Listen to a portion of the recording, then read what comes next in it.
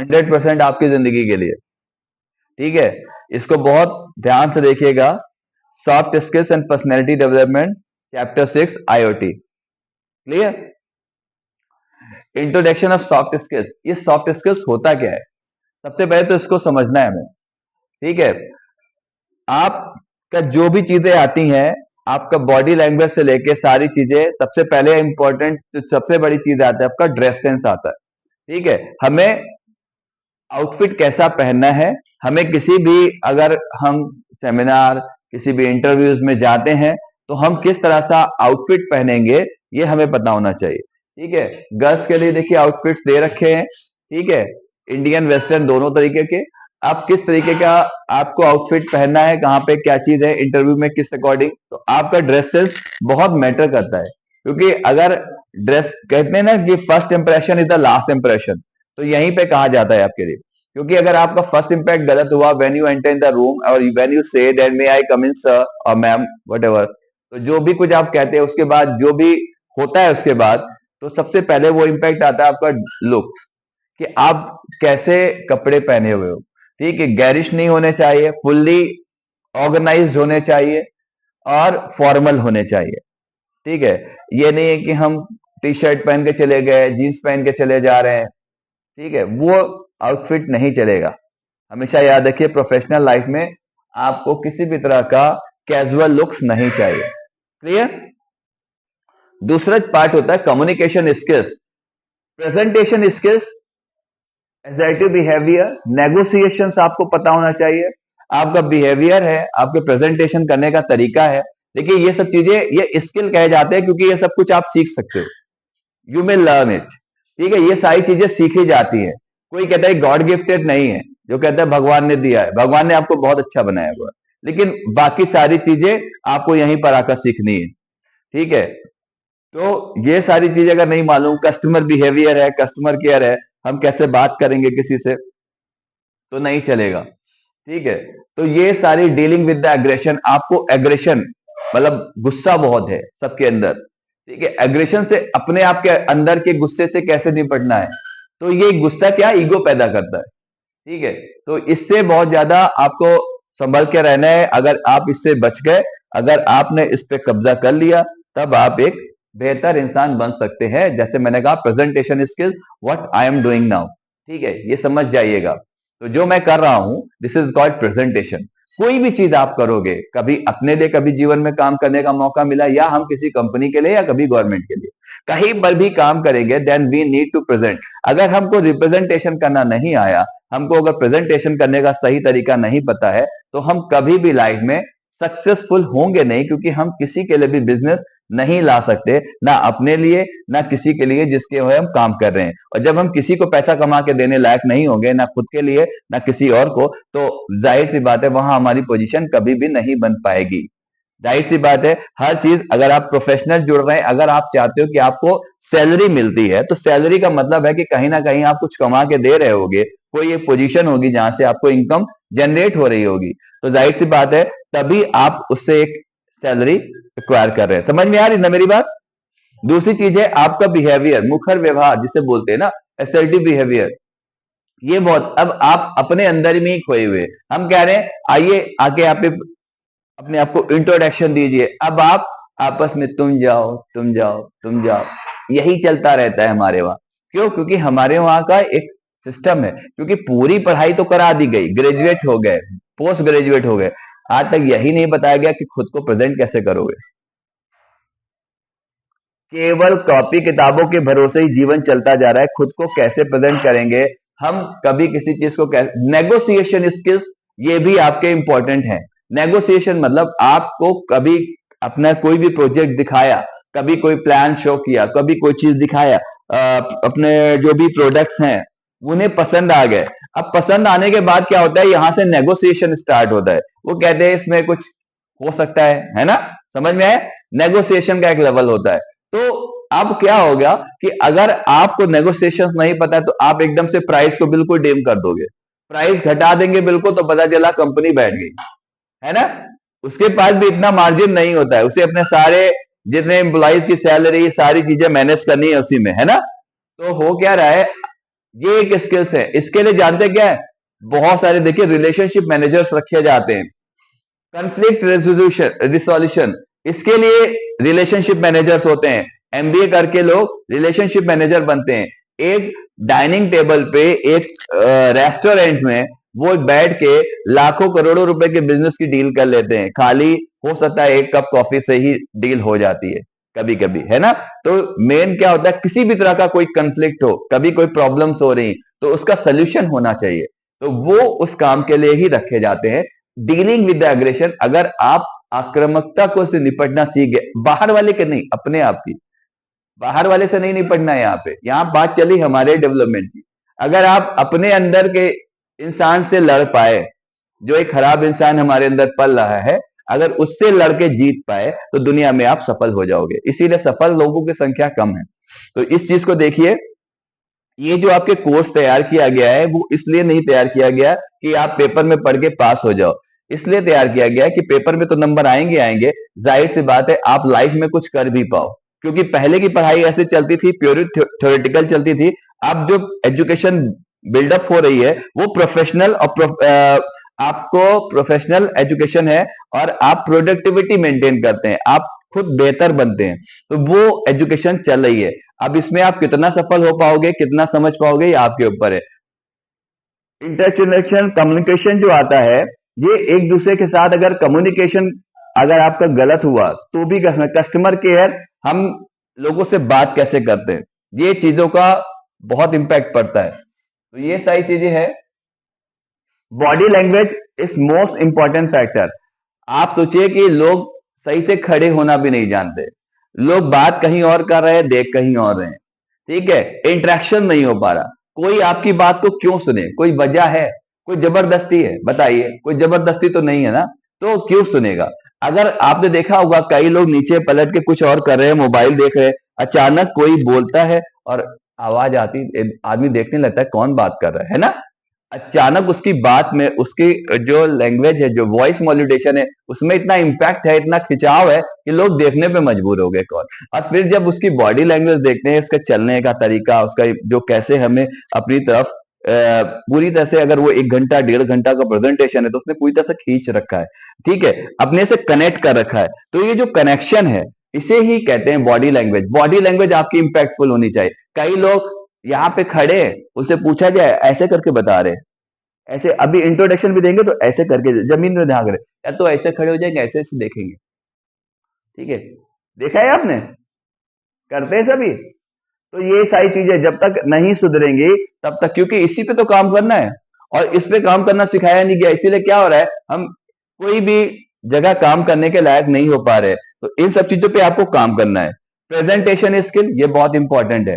कभी भी आपने देखा होगा बड़ी बड़ी मीटिंग्स होती हैं, कभी कभी आपने देखा है कि जब उसकी रियल एस्टेट की मीटिंग होती है, जब रियल एस्टेट में बिल्डिंग प्रॉपर्टी का जब कोई भी ड्रीम प्रोजेक्ट बन रहा होता है, एक टाउनशिप बन रही होती, तो कहाँ के लोगों को, जो जो लोग अपना इन्वेस्टमेंट करना चाहते हैं, वहां प्रोजेक्ट लेना चाहते हैं, तो उनको बुलाया जाता है एक मीटिंग हॉल में, और वहां पे एक प्रेजेंटेशन चलता है जहां पे दिखाया जाता है वो पूरा प्लॉट है, केवल एक मैदान, और आपको पता है यहाँ पे एक सिस्टम पे सब दिखाया कि बिल्डिंगें खड़ी हुई हैं, आपको बताया जाता है कि वहां पे बताते हैं इस जगह पे हम, जो यहाँ की लोकेशन है, यहाँ पे हम हॉस्पिटल तैयार करेंगे जहाँ 24/7 की सारी मेडिकल फैसिलिटीज मिलेगी, यहाँ पे कॉन्वेंट स्कूल्स होंगे, यहाँ पे कॉलेजेस खुलेंगे, यहाँ पे ये खुलेगा, यहाँ मेडिकल पूरा वो चीजें रहेंगी, यहाँ पे हम जो भी कमर्शियल बिल्डिंग्स हैं, कमर्शियल प्लॉट्स है, हम इसके लिए सेल करें ताकि यहाँ पे कमर्शियल मार्केट हो, यहाँ पे मॉल खुलेगा, यहाँ पे ये होगा, यहाँ पे जिम जाएगा,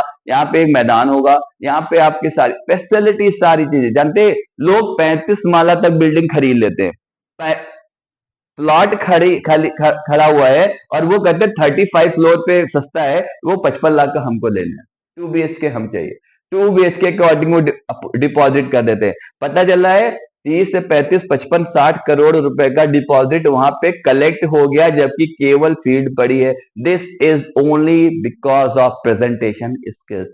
किसी इंसान के बात करने के तरीके में, उस प्रेजेंटेशन में इतना दम है कि उन लोगों को अपना फ्यूचर नजर आने लगता है। समझ में आ रहा है ना। इसीलिए देखिए बड़ी बड़ी टाउनशिप बिल्डअप होती हैं, और आपके ही पैसे से आपके लिए बिल्डिंगें खड़ी होती है। उसके बाद जब लोगों का डिपॉजिट अमाउंट जमा हो जाता है, उसके बाद से उनके लिए बिल्डिंगें बनना स्टार्ट होती हैं। ऐसे ही चलता है सारी चीजें। तो प्रेजेंटेशन आपको अगर सीखोगे नहीं तो लाइफ में कुछ बढ़िया बनेगा नहीं। जिंदगी भर हमेशा खुद पे काम करना शुरू करिए, तभी आप बिल्डअप होगे। ठीक है, clear. Self motivation, Rahul sir यहाँ पे कितना भी बड़बड़ बड़बड़ कर ले, दुनिया में बढ़िया से बढ़िया लोगों को तैयार कर लीजिए।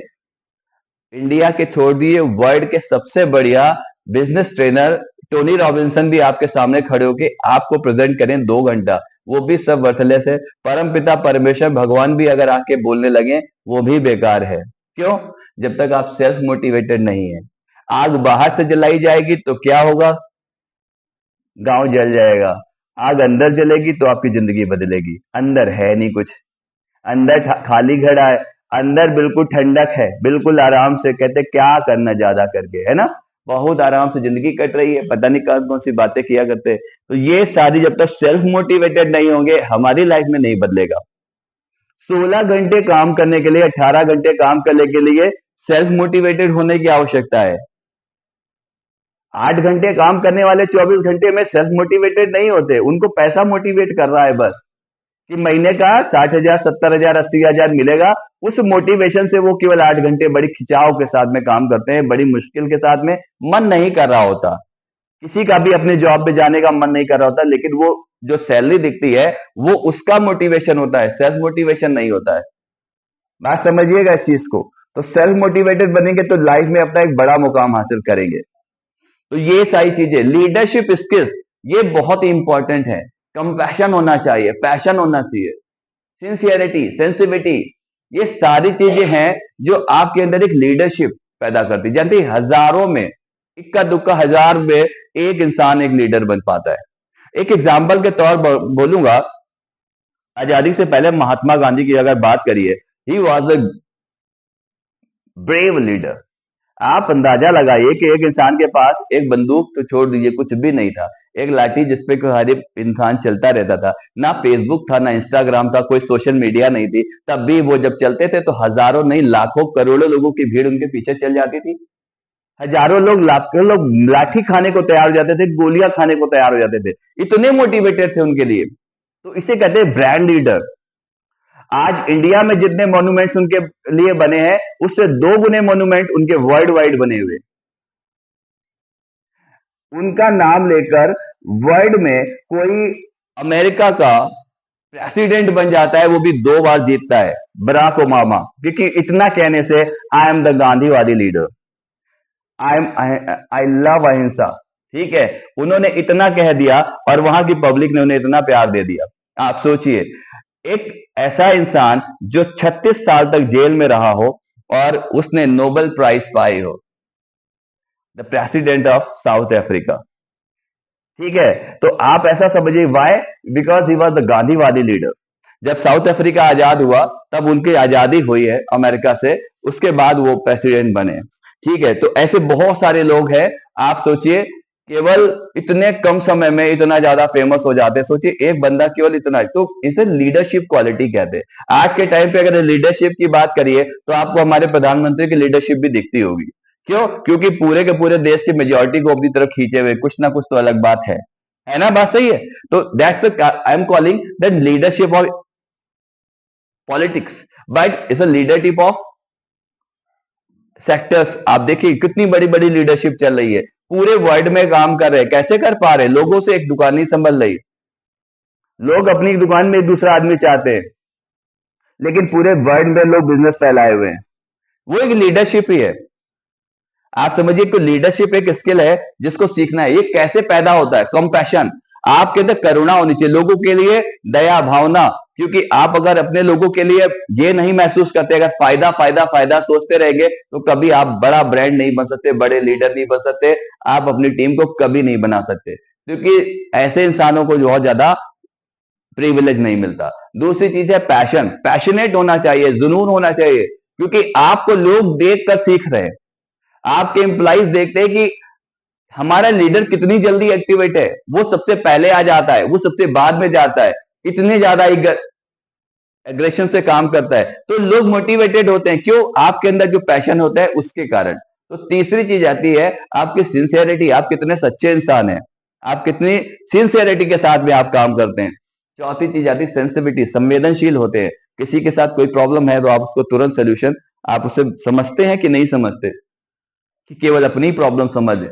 दूसरी बात है ऑनेस्टी, ईमानदारी। इतनी सी बात है कि आप बेईमान से बेईमान आदमी भी अपने वहां बंदा ईमानदारी चाहता है, इतना ज्यादा ईमानदारी का परचम होता है। तो आप समझिएगा ऑनेस्टी बहुत इंपॉर्टेंट है। ऑनेस्टी के साथ, बिना ऑनेस्टी के आप 16 घंटे काम ही नहीं कर सकते जीवन में, कभी नहीं कर सकते। और दूसरी बात है डिटर्मिनेशन, दृढ़ निश्चय। जानते हैं, इच्छा शक्ति बहुत इंपॉर्टेंट होती है। अगर आपके अंदर डिटर्मिनेशन नहीं है किसी चीज, कह दो हमें ये चीज चाहिए ही चाहिए, तो ये डिटर्मिनेशन है। कभी ऐसी फीलिंग लाए हो? कभी नहीं लाए, है ना, कि चाहिए ही चाहिए वाली भावना। उसके कहते जिद करेंगे, काहे? पापा से मांग रहे हैं, हमको चाहिए। ऐसा नहीं, डिटर्मिनेशन कि मुझे अपने आप करना है ये चीज। और जब ये लगता है कि हो नहीं पाया, तो 100% है कि मुझे करना ही करना है। तो इतना डिटर्मिनेशन आपके अंदर होता है। ह्यूमिलिटी, विनम्रता, लोगों के साथ प्यार से बात करिए। क्योंकि देखिए, आपके घमंड से कोई नहीं चलेगा। अगर आपके अंदर ह्यूमिलिटी नहीं है, आपके अंदर विनम्रता नहीं है, इंटीग्रिटी होनी चाहिए। और करेज, मैंने अभी करेज की एक बात कही। एक बंदा लाठी लेकर चलता था, एक बूढ़ा इंसान, और लोग बंदूकें दिखा के चलते थे, है ना, बंदूकें लिए घूमते थे, कोई फायदा नहीं। वो करेजियस थे, उनको किसी बात से परवाह नहीं। तो ऐसे करेज होना चाहिए एक लीडर के अंदर, तभी तो लोग आपको फॉलो करेंगे। Why the people like to follow you? क्यों फॉलो करें? कोई कारण भी तो होना चाहिए। पॉजिटिविटी होनी चाहिए और कॉन्फिडेंस, ये पावर है आपकी। पता चला, देखिए हम जैसे पैदा होते हैं वो एक नेगेटिव इन्वायरमेंट है। हम कहीं भी जिस माहौल में रह रहे हैं वो एक नेगेटिव इन्वायरमेंट है। हम जिस स्तर पे आए हैं वो नेगेटिव इन्वायरमेंट है। हमें अगर डेवलप करना है तो वो पॉजिटिविटी करनी है, हमें सीखना है तो पॉजिटिविटी सीखनी है।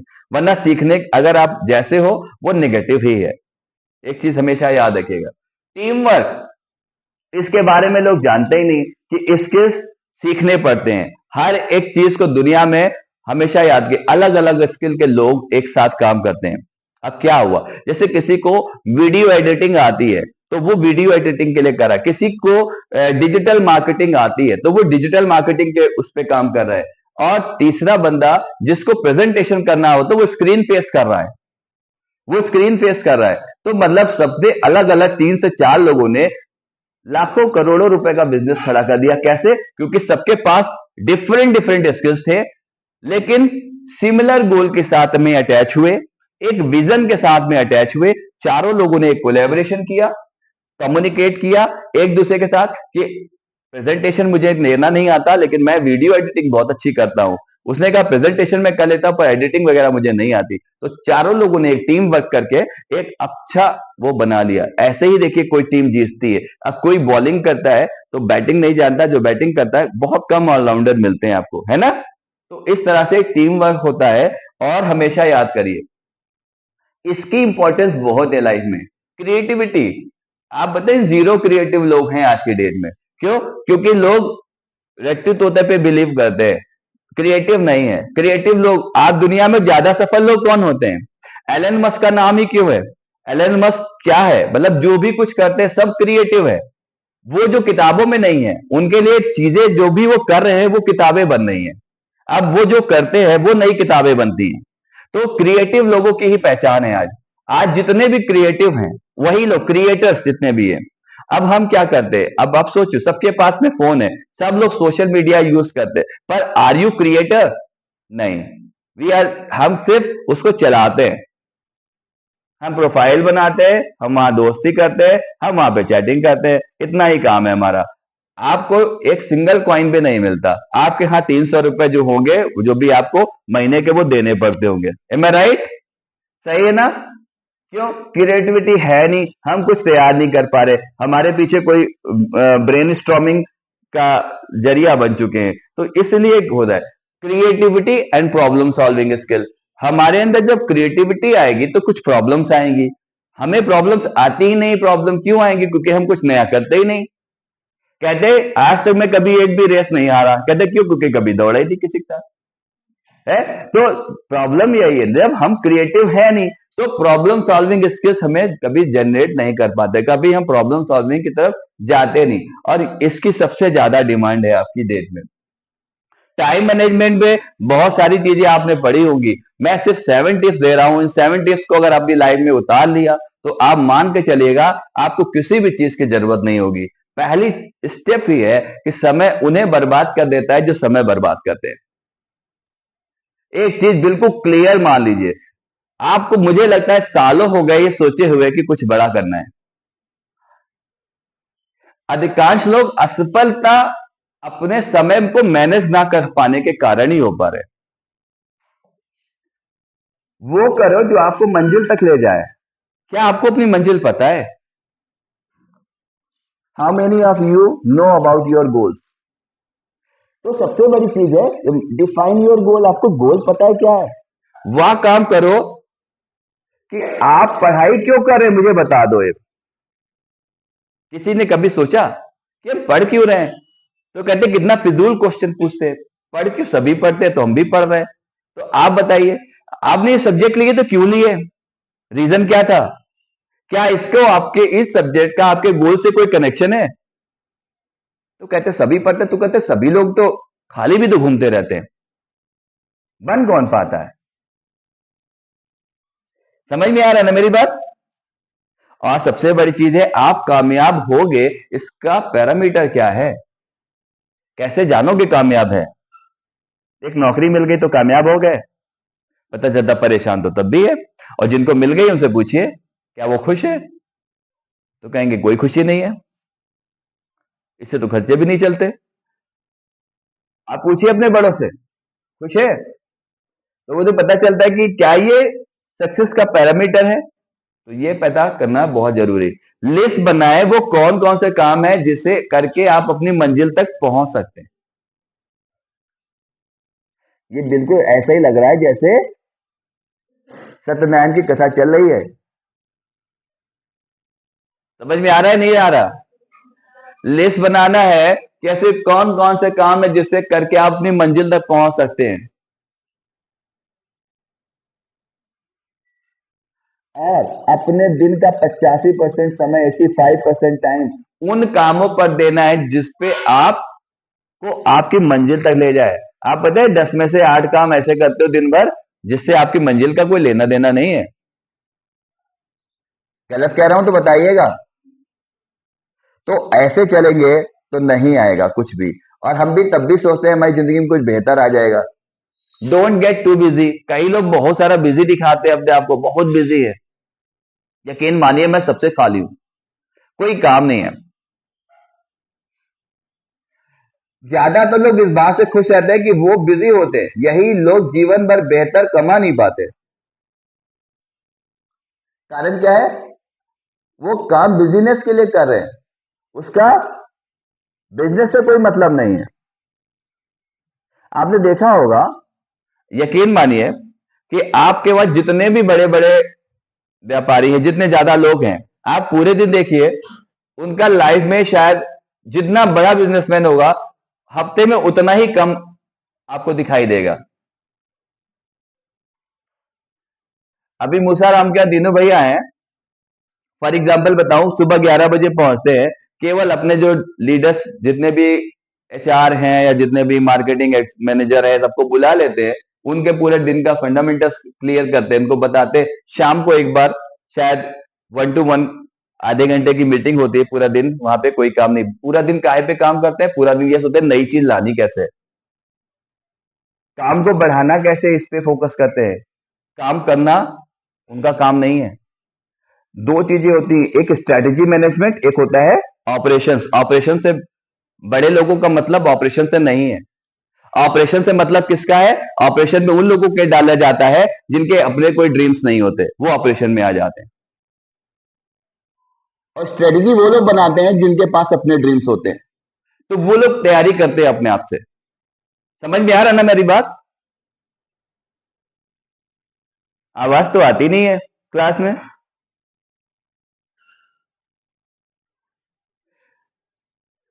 अपना नाइट रिव्यू जरूर करना है। ये पूरी बुक में एक एक पॉइंट है, सारे पॉइंट कवर है, बट इतने डीपली क्लियर हो गया है। अगर आप इसको समझोगे तो पूरा डीपली क्लियर करके आपको बता रहा हूं। नाइट रिव्यू करिए, रात में सोते वक्त अपने बीते हुए हर घंटे को लिखे कि आज मैंने ऐसा कौन सा काम किया जिससे मैं अपनी मंजिल के करीब, अपने लक्ष्य के करीब पहुंच रहा हूं, अपने टारगेटेड होके चल रहा हूं। उसके बाद खाना खाइए, उसके बाद सोचिए am I eligible to feed it, क्या मैं इस खाने के लायक हूं। ऐसा हर धर्म ग्रंथ में लिखा है, पता है। आप कुरान पढ़िए, आप बाइबल पढ़िए, आप कुछ भी पढ़िए, गुरु ग्रंथ साहब पढ़िए, हाँ, कुछ भी आप धर्म पढ़ोगे उसमें लिखा है कि आप निवाला तभी उठाइए जब आप ये बात सोचिएगा कि आप इस निवाले के हकदार है। एम आई राइट रॉन्ग बताइए, पढ़ी है कि नहीं पढ़ी है? लेकिन बिलीव कितने लोग करते हैं और करते कितने लोग हैं? तो ये सारी चीजें जो है, क्योंकि उसने आपको एक जन्म बख्शा है। अगर आप ऐसा करते हो, विवेकानंद जी ने कहा है कि अगर रात में अगर सोने से पहले 10 मिनट तक केवल आप अपने आप को रिव्यू कर लीजिए कि आपने पूरे दिन में ऐसा कौन सा काम किया है, ऐसे पूरे पूरे घंटों में कौन से ऐसे बेहतर काम किए, तो आप जानते हैं अगर आप ऐसा नहीं करोगे तो दुनिया में एक बहुत ही महान इंसान को खो दोगे जो शायद आप बन सकते हो। जिंदगी हमारी केवल दूसरों की महानता की कहानियां पढ़ते पढ़ते बीती जा रही है, खुद के ऊपर काम कुछ हो नहीं रहा, इसलिए हम कभी कुछ बन नहीं पाते। देखा है, सालों से नहीं, सैकड़ों साल हो जाते हैं, 95% लोग ऐसे ही बस जिंदगी काटते जा रहे हैं। वो केवल दूसरों की महानता की किताबें पढ़ते पढ़ते जिंदगी कट रही है, क्योंकि वो खुद पे काम नहीं कर रहे। जिस दिन खुद पे काम करेंगे उस दिन से आप में चेंजेस आएगा। और छठा टिप है, से नो मोर ऑफ फन। क्योंकि आपसे कोई भी कुछ कहता है और आप वो नहीं भी कर सकते हो, या आप फंसे हो या अपने काम में हो, तो आप उसे नो कहने की आदत डाल लीजिए। क्योंकि हर एक बात को, हर एक इंसान से यस यस करने की आदत अच्छी नहीं है। क्योंकि अगर आप ऐसा करते हो तो 10 में से 8 आप काम ऐसे करते हो जो आपके करियर से, आपके गोल से आप हटते चले जा रहे हैं, क्योंकि आप दूसरों को खुश करने के लिए जीवन जीते चले जाओगे।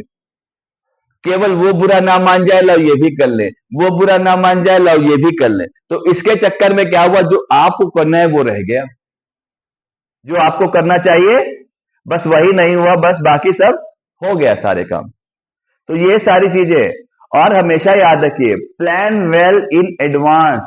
आप कल क्या करना है ये पहले से पता होना चाहिए, वेल प्लान्ड होना चाहिए। जबकि मैं कहता हूं कि अगले 2 महीने वेल एडवांस प्रिपेयर होने चाहिए कि एक एक दिन के बारे में, 15 फरवरी को भी, 15 जनवरी को या 20 जनवरी को मुझे क्या करना है ये भी रिटर्न होना चाहिए।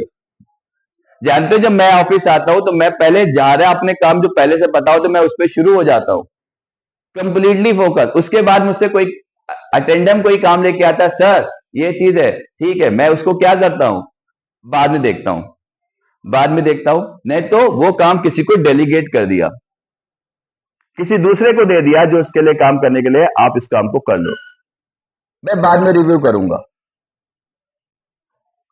क्यों? क्योंकि जो काम करने के लिए मैं आया हूं सबसे पहले वो काम होने इंपॉर्टेंट है। ज्यादातर लोग अगले 10 साल तो प्लान कर लेते हैं कि 5 साल बाद मुझे ये बनना है, लेकिन उस 5 साल बाद ये बनने हैं के लिए आपको डेली छोटे स्मार्ट गोल बनाने पड़ते हैं, डेली बेसिस पे गोल बनाने पड़ते हैं, बस वही भूल जाते हैं। डेली करने के लिए आपके पास उसके लिए कुछ नहीं है, और कोई जादुई छड़ी नहीं चलने वाली जिससे आपका गोल तुरंत अचीव हो जाएगा। अगर आपको किसी चीज को बनने में 5 साल लगते हैं, किसी भी प्रोजेक्ट को बनने में, आप भी एक प्रोजेक्ट हो, अगर आपको कुछ बनने के लिए 5 साल चाहिए तो उसके लिए 5 साल में कितने दिन होते हैं, और पर डे के लिए कम से कम 12 से 16 घंटे का जो समय है वो आपको खुद पर देना पड़ेगा, और वो जुटना पड़ता है, और वो सारे काम आपको करने पड़ते हैं, और उसको खत्म किए बिना आप सो नहीं सकते। सर्दी खांसी जुकाम किनारे करिए, जाड़ा गर्मी बरसात किनारे करिए, ये मौसम है, ये चीजें बदलती रहती हैं, इससे आपके टारगेट रुकने नहीं चाहिए। अगर रुक रहे यानी कि आपके अंदर की जो डिटर्मिनेशन है बहुत छोटा है।